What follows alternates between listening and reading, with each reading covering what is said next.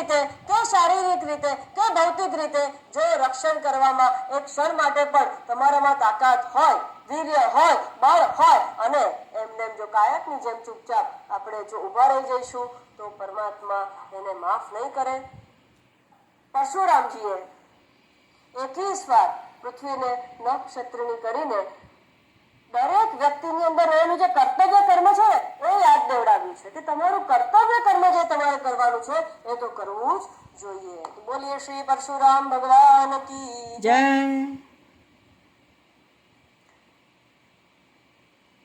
આ ગ્રંથના રચયિતા પૂજ્યપાદ ભગવાન વેદવ્યાસજી, 17મો અવતાર. ભગવાન વેદવ્યાસ પરાશર ઋષિ અને સત્યવતીથી પ્રગટ થયેલા. મંદ ધારણ શક્તિ જોતા વેદનું જે કર્મ હતું એ વેદના કર્મને બરાબર સ્થાપન કરવા માટે, વેદને વિભાજિત કરવા માટે હોતા, અધ્વર્યુ, બ્રાહ્મણ એ રીતે વેદનું વિભાજન કર્યું, યજ્ઞને બરાબર પ્રસ્થાપિત કર્યો. એવા વેદ વ્યાસજી, એમનો 17મો અવતાર.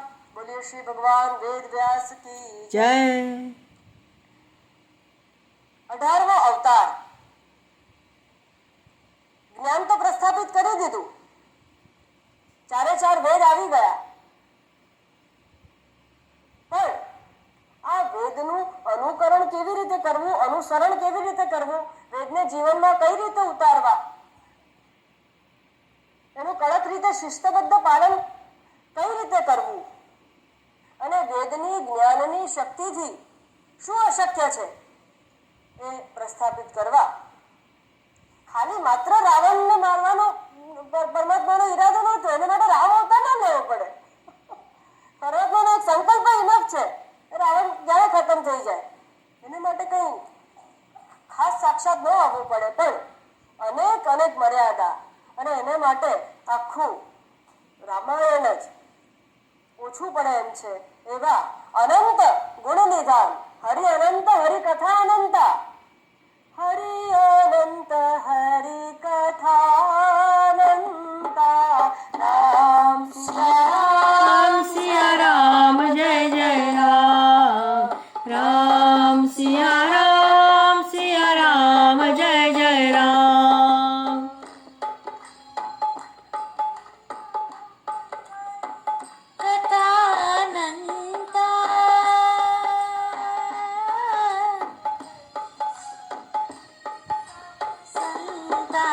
રામ સિયા રામ જય જય રામ.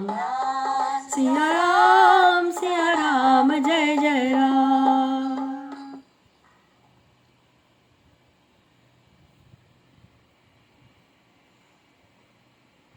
20મો અવતાર. સાક્ષાત 19મો અવતાર. પરમાત્માએ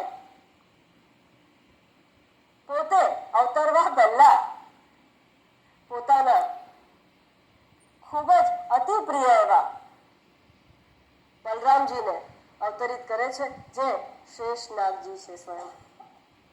અને રામ અવતારમાં કંઈક એવી વાત થાય છે કે હવે બીજા અવતારમાં હું નાના ભાઈ તરીકે પ્રગટ થવાનો નથી. પહેલેથી હે પરમાત્માએ વ્યવસ્થા કરી રાખજો.